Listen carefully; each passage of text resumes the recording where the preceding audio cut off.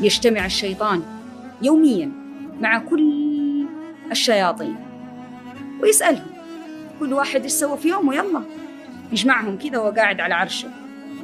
واحد يقول أنا جعلت فلانا يسرق، ما أتيت بعظيم.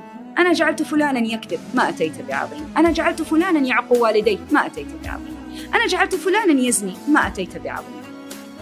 لما يقوم واحد يقول أنا فرقت بين المرء وزوجه، تعال هنا أنت ابني أنت ابني. ما أنا هدمت رجل وامرأة، أنا هدمت أسرة، هدمت أبناء، شتت شمل، ضيعت فكر، ضيعت جيل.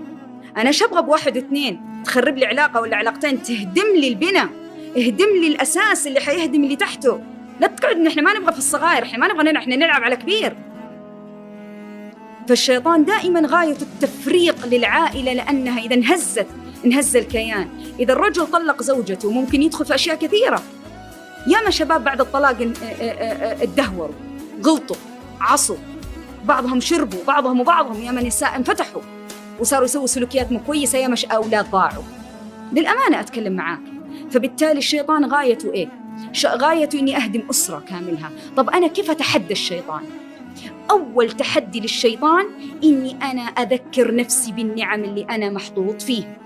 نعم زوجتي علي، وجودها نعم إيه؟ فوائدها إيه؟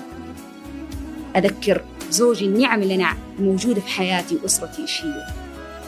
النعم هذه تخلي فيه وعي للإنسان عبد الله، تخلي فيه نظرة واعية عند الإنسان، تخلي فيه نوع من الهدوء والسكينة، تخلي فيه نوع من الاستقرار، تخلي الشيطان يروح شوية عليه.